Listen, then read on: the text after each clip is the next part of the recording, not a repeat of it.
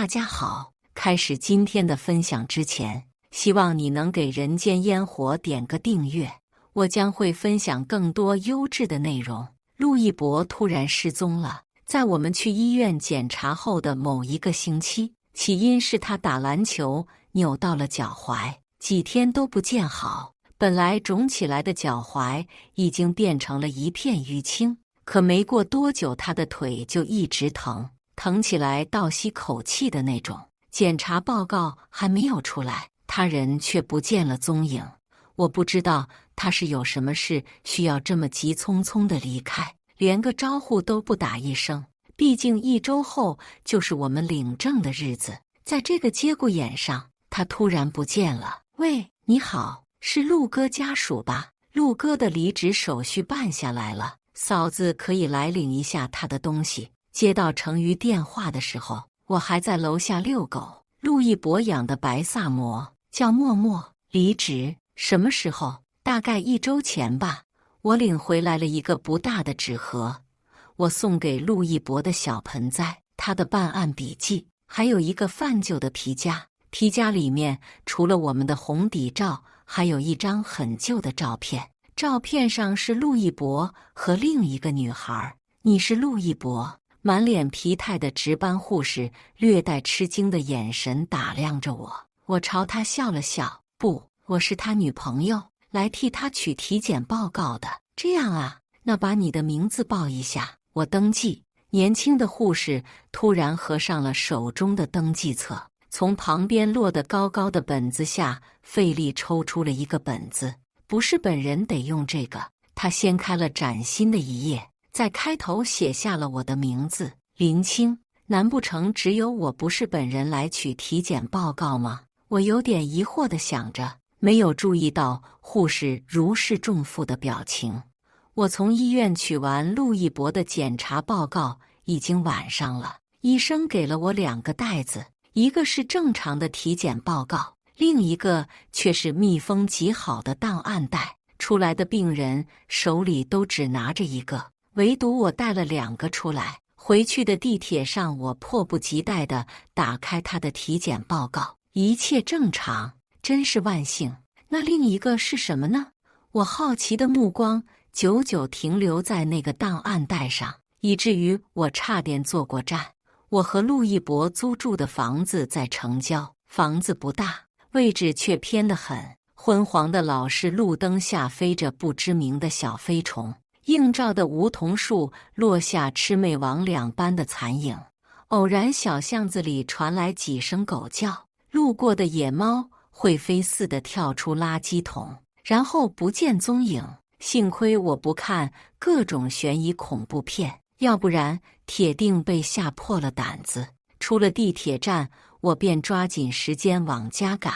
这片老旧小区的治安一直不太好，前些日子还听说隔壁李婶家遭了贼。我越想越怕，从快走到急速奔跑，偶尔脚踩上干枯的落叶还会发出咔嚓的声音。可就是这么不凑巧，不知道哪个胡同口窜出来几辆咆哮着的摩托车，他们在即将越过我的时候，忽然又倒了回来。昏黄的尾灯照着我的脸，几个人不怀好意地看着我。哎呦，这大半夜怎么还落单了一个小丫头？这小姑娘长得还挺好看，对我的胃口。为首的男人挑眉看着我，朝我吹了个流氓口哨。还不等我有所动作，突然一束刺眼的白光打向我们。与此同时，耳边响起了一道少年的声音：“干嘛呢都？”少年好像刚睡醒的样子，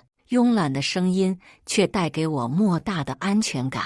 我抬眼看向那个男孩子，他一手提着垃圾，一手举着手电，脚上还穿着一双家居拖鞋。大哥，是魏然那小子。眼前的老大被小弟一声提醒回了神，这小子可是出了名的不好惹。妈的，真点背！我们走。轰隆的车扬长而去，只留下我呆呆地站在原地。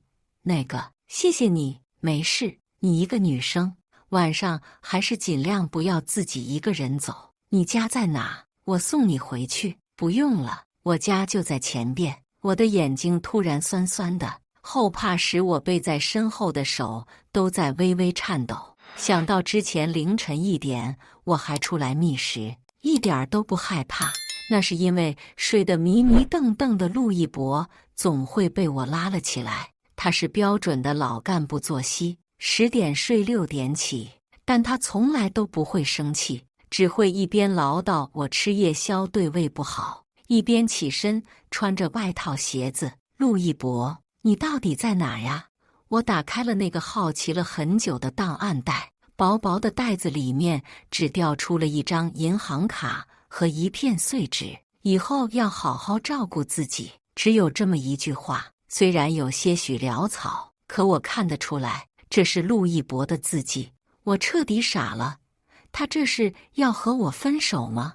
我开始疯了似的拨打陆一博的电话，无一例外的，您拨打的电话暂无法接通。我又点开微信界面的聊天框，沾湿的屏幕打不了字。我随手抹了一把眼泪和鼻涕，不死心地输入着我的质问：你什么意思？你要和我分手吗？你到底去哪里了？你个胆小鬼，你都不敢见我，你这样有意思吗？接电话，咱俩聊聊。就像石沉大海般，我固执的一条一条发，不敢停下来。终于刺眼的红色叹号让我彻底崩溃了，我瘫倒在了地上，痛哭出声。陆一博跟我提分手，我从来没想过。我和陆一博的感情稳定，父母同意，朋友羡慕，我们一直都是模范情侣。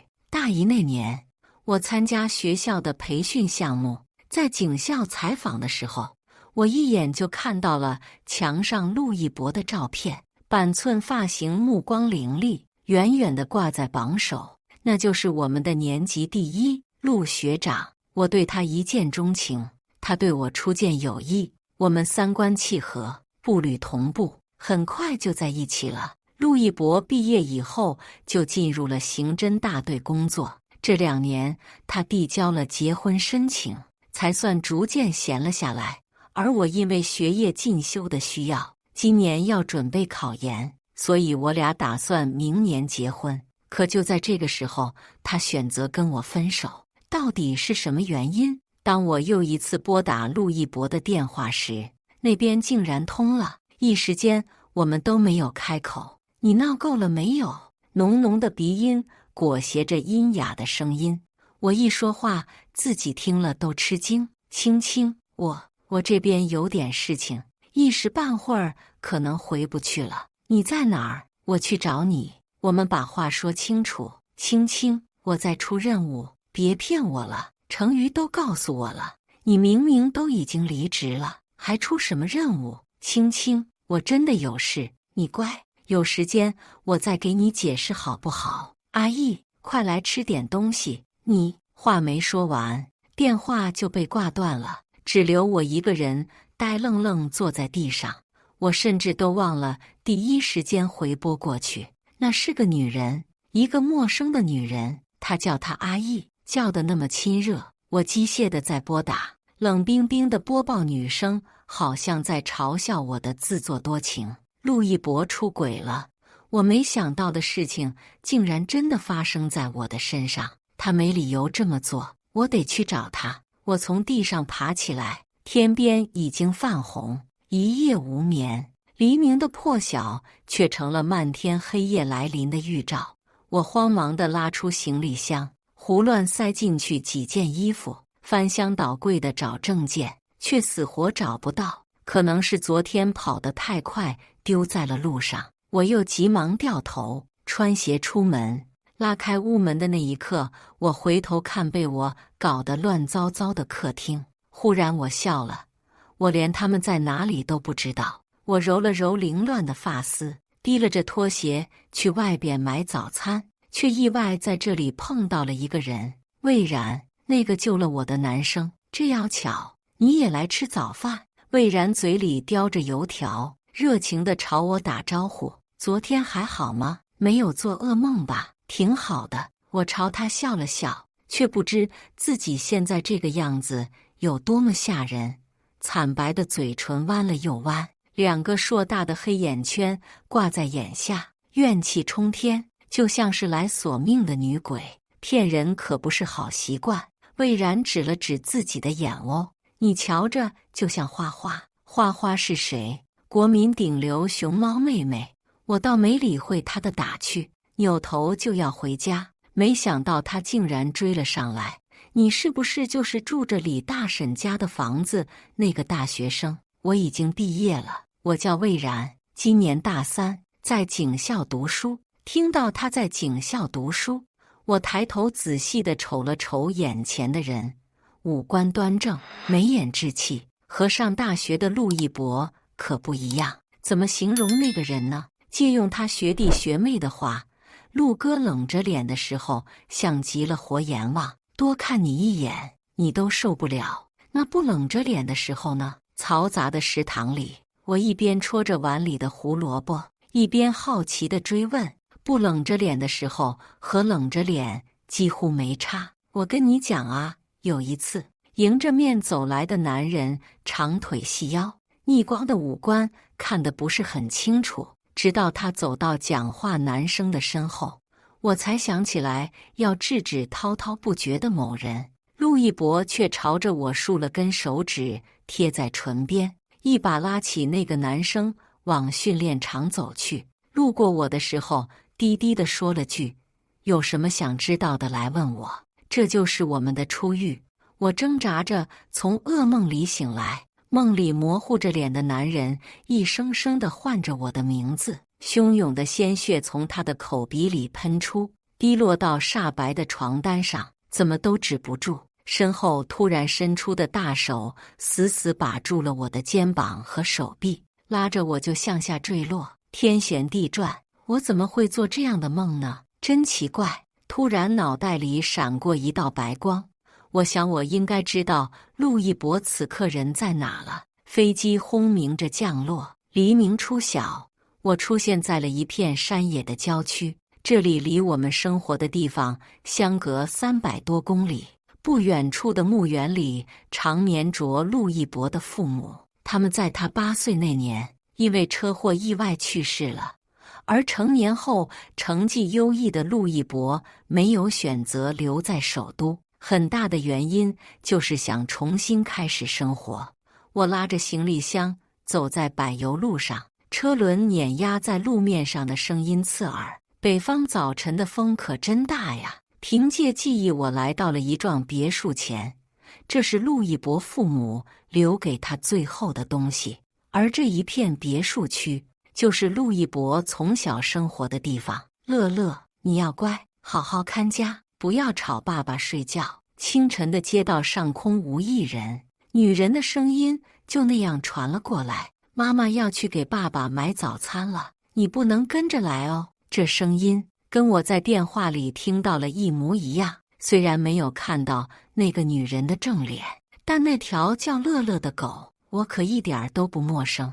那是莫雪飞养了8年的萨摩耶，而莫雪飞就是陆一博那远赴美国求学的白月光。事情好像就在眼前渐渐明了，莫雪飞回国了，陆一博第一时间抛下了我，来找他了。得知陆一博身世的那天，是因为我在打扫卫生的时候，意外看到了一张相片，相片并没有被偷藏或者放起来，它就光明正大地摆在陆一博的书架上，和我俩的相片放在一起。相片上的少年一脸温柔，他的目光柔柔地放在灵动的少女身上，一秒也不肯离开，甚至背后还写着爸爸妈妈乐乐。热恋中的我犹如遭到背叛了一般，拎起照片就冲出去质问沙发上的男人，而陆一博只是神色淡淡地看了一眼，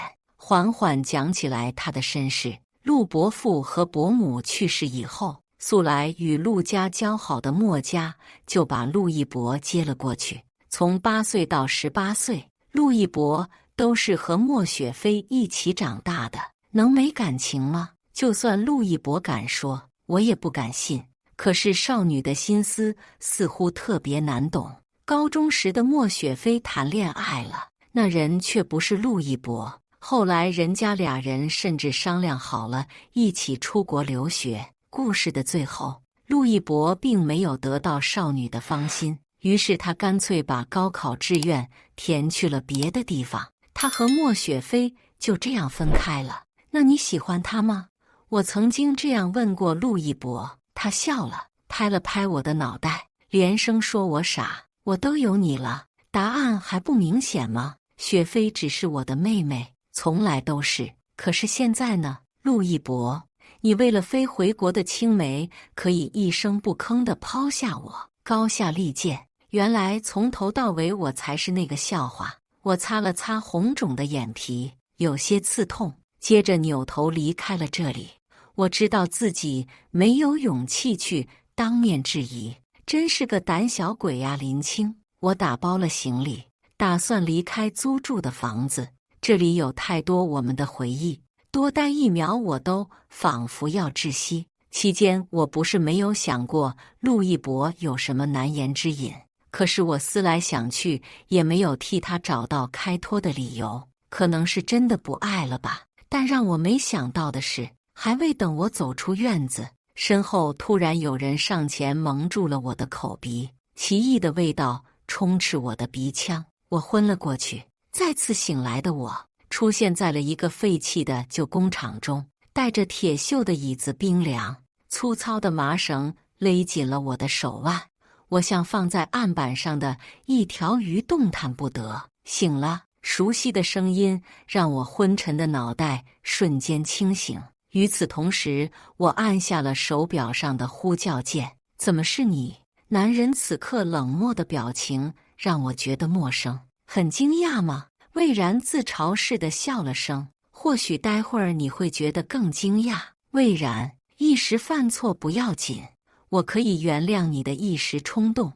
你需要思考清楚，到底要不要这么做？假如这样做，你最后会付出怎样的代价？也许我应该对你说声抱歉，我确实带着目的故意接近你，但我也只是想要一个交代，一个杀死我父母的凶手的交代。什么？陆一博的父母因为不规范驾驶，造成了连环车祸，连累更多无辜的人付出生命的代价。他们的错，凭什么要别人来承担后果？魏然的双眼失神，低声喃喃，好似陷入了痛苦的回忆。血！我醒来的时候，到处都是血，他们还是热的，是我爸妈的血，我爸妈的血。不规范驾驶，我记起来了，陆一博的父亲当年在驾驶过程中突发心脏病，出现了操作失误，躲闪不及，最后引起的一起连环交通事故。虽然闹出了好几条人命，但当时被墨家花钱压了下来，这事情还没来得及发酵就结束了。陆一博后来也一直在补偿当年的受害者家属，但并不完全。有一个人至始至终都没有找到，原来这个人就是魏然。当闻讯赶来的警察把魏然给抓起来的时候，他还沉浸在往日痛苦的回忆里，无法自拔。他拿的那把刀并没有开刃，即使抵在了我的脖颈上，除了深深的勒痕，并没见血。他其实也想让我把陆一博给叫来吧，可我还是令他失望了。手表的求救信号，我不知道陆一博有没有收到，也许他收到了，在赶来的路上，也许他压根就没有看到。依照魏然当时的精神状态，根本没办法对我造成实质性的伤害。我并没有坚持选择上诉法律，他也不过是一个可怜人罢了。但他的警察生涯可能就到此为止了。盲目的报复毁掉的是自己的前途。我不是没有提醒过他，少年低垂的眉眼温顺，我知道他的本性并不坏，只是被仇恨蒙蔽了双眼，带着沉重的回忆艰难生活，已经是对他最大的惩罚了。而我又何尝不是这样呢？4年的感情困住的不仅仅是过去，从来都是。可我没想到的是，陆一博还是来了，只不过不是一个人。你没什么要和我说的吗？我走到他们俩身前，看着他们交缠的双手，只觉得恶心。你们两个谈吧，我去附近转转。今天下午我们必须回去，医院那边又来通知了。莫雪飞松开了陆一博的胳膊，轻轻拍了拍他的肩，转身走了。陆一博，这就是你说的任务？谁给你安排的？是你的好妹妹，还是养你长大的伯父伯母？青青，你听我说，莫伯父上个月进医院了，他这些年的身体越来越不好，人也糊涂。他总记着我和雪飞一起长大的那些年，时间长了，他就以为我们俩在一起了。老人的时间不多了，莫妈妈和我们都想让他安心的走。陆一博劳累的脸上满是无奈，他小心地伸出手，想要拉我的胳膊。青青，你乖，我现在真的没办法走开，不知道是不是我的错觉，我总觉得陆一博瘦了一大圈，脖子上的青筋脉络越来越明显。你别碰我！我往后退了2步。我给你发的消息你没有收到，我的那个手机在陪莫伯父的时候摔坏了。你给我发了什么？男人茫然的眼神突然让我有些喘不上气来。没什么，你走吧，好好照顾你的莫伯父。眼睛里痒痒的，好像有什么要流出来。青青，你再让我好好看看你，你怎么瘦了这么多？这脖子怎么了？男人的眼睛微眯，突然伸手抬起了我的下巴。你这脖子是什么压出来的印子？我没事，有个闹事现场，我碰巧路过，被人拉去做人质了而已。我伸手扶掉了禁锢下巴的大手，甚至还抬头朝陆一博笑了笑。我没关系，只不过是差一点死掉了而已。勾起的嘴角和滑落的泪珠相遇，模糊中我看到了莫雪飞回来的身影。陆一博开始往返于2个城市之间，他并没有离开，但也不能留下。夜里他拥着我，眼睛在黑暗里发着光，他一直在看着我。怎么还不睡？我翻了个身，用背对着他。青青，我想起来我们俩刚在一起的时候，我问你国庆想去哪里玩，你说想去看海，可那次我有任务就耽搁了，后来我们也没能一起去看海。还有一次你说想去登山，车票都订好了，但我出国学习没能赶回来，最后还是在山脚下接的你。青青，对不起。陆一博缓缓把头靠在了我的背上，我答应你的事情好像都没有做到。青青，这周末我们去爬山看日出吧。莫伯父的病，我可能还得回去一阵子。我没有说话，抬手拍了拍身前环着我的胳膊。一夜无眠，也许还是有预感的吧。那晚还没走到山脚下，陆一博就被一个电话给叫走了。青青，莫伯父的情况可能不太好，我们得先回去了。陆一博挂掉电话，神色焦急，他想来拉我。灯光很暗，我被一个枯枝绊住了脚，我只好蹲下去解开绊住的鞋带。青青，你在干嘛？快走啊！我一抬头，看到男人已经离我很远了，他边走边扭头唤我。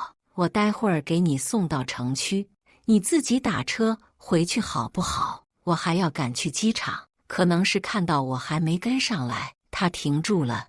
青青，你别闹了，这个时候能不能不闹脾气？我不走了，你自己回去吧，我一个人爬。我突然不想走了，凌晨1点的路边让我自己打车，我还不如留在山里。林青，你到底在干嘛？人命关天的大事，你现在怎么这么不讲道理呢？你回去了有什么用？你是医生吗？你能救回来他吗？还是你打算用自己的去一命换一命呢？我不是没听到电话里莫雪飞带着哭腔的声音，我也不是不清楚病危通知书的含义，但我现在就是不想听陆一博的话，一点都不想。我看到他还是想要走回来拉我，可口袋里的来电一直在催着他。最后他深深看了我一眼，扭头转身走了。那天晚上，我一个人爬了山，遇到很多一起爬山的人。他们问我怎么自己一个人出来爬山，却什么也没有准备。夜里山上很冷，我却还穿着短袖。路过的高中生弟弟把外套递给了我，还邀请我加入了他们的队伍。他们告诉我，夜里女孩子一个人出门很危险，以后尽量还是约人一起爬山。大家都懂的道理，怎么陆一博想不明白呢？我一个人爬到了山顶，看到了日出，和2年前那次一样，只不过这次陆一博没有在山脚下等我，他没有再回来。在距离考研还有1个月的时候，我又一次踏上了去北方的旅途。不过这次除了我，还有我肚子里的孩子。2个月前，我发现了他的存在，他顽强地令我吃惊。即使在我已经暴瘦20斤的前提下，他依旧健康且有力地存活着。我曾自私地想把它拿掉，就当他从没有来到过。可当我的手一次又一次抚过平坦的小腹时，却总能感受到他惊人的生命力。身为一个母亲，我做不到，而这次的我努力地想给他一个交代，也给自己一个交代。阿姨，你喜欢小孩吗？夏日温暖的午后，我倒在陆一博有力的大腿上，看着他一点一点剥着橙子，外皮的汁液在阳光下发亮。要是我们有小孩了，肯定很难见到你。你天天那么忙，还总爱冷着脸，说不定小家伙都不喜欢你。陆一博闻言，只是轻轻把手里的东西放下，慢条斯理地擦着手，而后突然把我扑倒，滴在了沙发上。既然这么想知道，那我再加把劲儿。我不是那个意思。接下来的话都被吞咽了下去。陆一博不知道的是，在他搂着昏睡过去的我，一边眷恋地吻着我的额头，一边缓缓说着他对小孩是多么多么喜欢的时候，我并没有睡着。阿姨，现在我们的小朋友真的来了，你会不会喜欢他呢？当我怀着满心的忐忑和不安的欣喜来到那幢别墅门前的时候，并没有人在。无人的屋内黑漆漆的，小区里的梧桐簌簌飘落的时候，我扯了扯单薄的大衣，企图让自己暖和起来。万家灯火亮起，空气中飘来了饭菜的香。我看了看手机，晚上6点，我已经等了4个小时了。我动了动麻木的双腿，抬手揉搓了一下冻僵的脸。也许是有什么特别的事情被耽搁了吧。就当我打算离开这里的时候，我看到了他。他突然变得好瘦，脸色不是很好，隔着很远，我只看到了他冻得发白的脸。正当我打算上前告诉他我有了我们的小孩，下一秒出现的人让我好不容易升起的希望彻底破灭了。女人缓缓从车中出来，却快步跑到了陆一博的身旁。陆一博连忙伸出手，扶住了差点要跌进他怀里的女人。他的大手小心护在女人的腰间。刺眼的是莫雪飞脸上略带歉意的笑容，以及她微微凸起来的肚子。陆一博眉头紧皱，像是生气似的斥责了莫雪飞几句，然后扯下了脖子上的围巾，在寒风中落在了莫雪飞的脖颈间。我就像是游魂一般，远远跟在他们2个人身后。我看到他们如同热恋的夫妻一般出入成对。在母婴区，莫雪飞会拿起不同颜色的小孩子衣服比比划划，说完总会抬着头期待地看向陆一博。陆一博也配合地笑了笑，拿过粉色的衣服放入购物车里，小杯子、小袜子、小玩具，一件又一件。高大的男人身旁依偎着娇小的女人，看上去是多么和美的一家3口。凛冽的寒风里，我的脸似乎是被冻僵了，一股股热流从眼眶涌出。我动手去擦，却越擦越多，可我却还如自虐一般跟着他们。林青，看清楚吧，就再看这一次。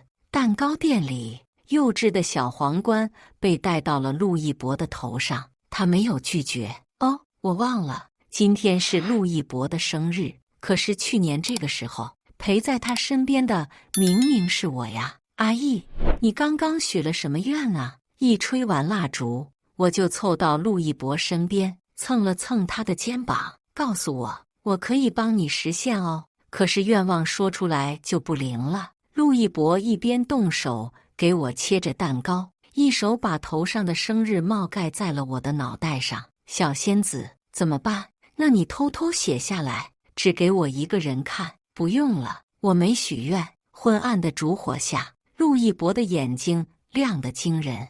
你就是上天赐给我最好的生日礼物。从今以后，我每年的生日愿望都是你，只有你。阿义，怎么办？今年我不能陪你过生日了。你的生日愿望还会是我吗？我深深看了一眼，然后转身打车去了医院。小朋友，你看到了，爸爸要有别的小孩了，他不要我们了。对不起，我亲爱的小孩，妈妈不能自私地留下你。在做手术之前，我打开和陆一博的聊天界面，把怀孕的报告单和眼前冰冷的手术室一起拍照发给了他，然后拉黑。当一切结束的时候，我终于哭出了声。北方好冷，我好想回家。你瞧，阿义，下雪了，就让一切都结束了吧。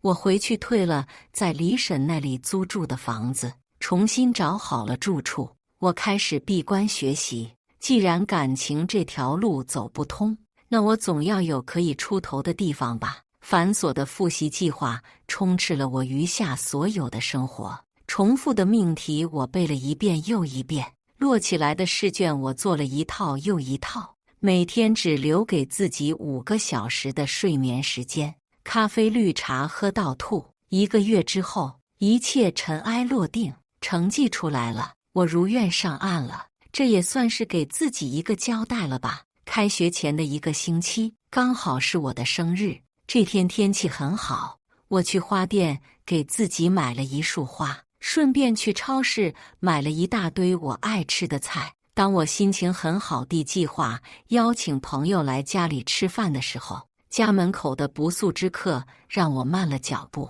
是莫雪飞，她的肚子已经很大了，凸起的肚子就像一座小山。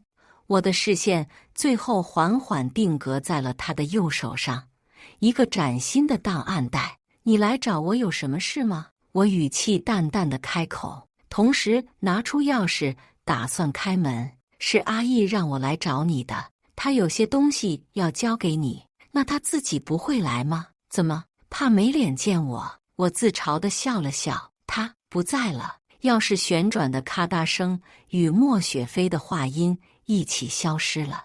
我心情复杂地坐在沙发上，脑袋里回想的是莫雪飞刚刚说的话。之前他体检的时候就知道了自己得了骨癌，他回首都那边治病，想着先不告诉你，不想让你担心，但检查结果并不好，晚期的他时日无多，所以他也就不打算耽误你了。你发来孩子没了的消息时，他正躺在病床上做着化疗。他拼命想去找你，可他的身体根本不允许。在他生命最后的一段时间里，他给你写了好多封信，这里还有他给你的生日礼物。他让我祝你生日快乐。其实当时他已经不行了，手却一直在比划着什么。大家都以为他在找谁，后来他说了声笔，我们才反应过来，他应该是想写东西。当时已经乱套了，根本找不到纸，我们就找了个药盒。他很吃力地抬着手，几个人支起了他的胳膊肘。当他写出青青这2个字的时候，我们都哭了。他根本没有一点力气，张着嘴巴，不怎么喘气，直到写到最后，他手就滑下去了。我突然觉得喘不上气来，就像有人大力掐住了我的脖颈，试图把我死死往下拽去。我的手在发抖，剧烈的抖动让我的心跳加速，双腿麻木。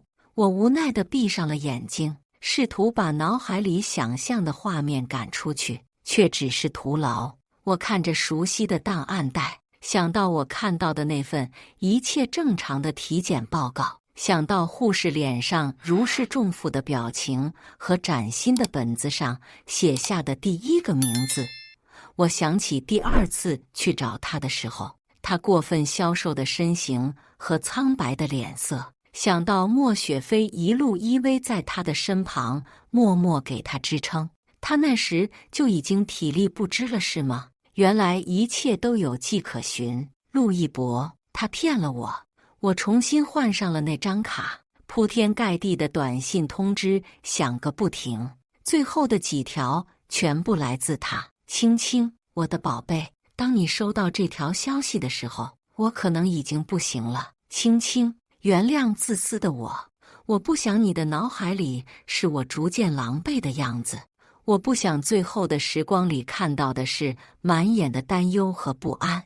我不想你吃不好饭，睡不好觉，天天守在我的身边。青青，我希望你快乐。青青，对不起。青青，你别哭，我从始至终只爱你一个人。青青，我看到我们的孩子没有了。傻子，你疼不疼啊？小孩不要就不要了吧，即便是留着，以后也会是你的负担。雪飞也怀孕了，知道我生病了，她非回来照顾我，我也劝不住。她有自己的家庭和小孩，她很幸福。青青，马上就是你的生日了，我订了个戒指，你别误会，这是给你的生日礼物，因为我不想让你被这个戒指的定义束缚住，就当是个生日礼物吧。青青，我好爱你，我太爱你了。我握着手里厚厚一沓的信和掉落出来的戒指，哭了出声。青山墓园，我来看你了，阿义。我总说自己很胆小，一点都不勇敢，可我这次很快就走出来了。阿义，我是不是很厉害？你写给我的98封信我都已经看完了，我给你回了99封，多出来的那一封是我对你的思念。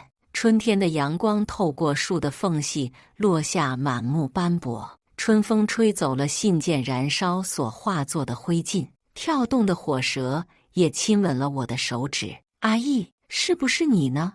我看到了你留给我的药盒纸片，药盒上颤巍巍写下的8个字，却也没有写完。阿义，你是不是想说的是青青，我爱你？对不起，阿义，我也爱你。不必道歉，爱你一场，我很开心。今后我也会带着你的那份希望继续活下去。青山不改，绿水长流。以上就是今天分享的故事。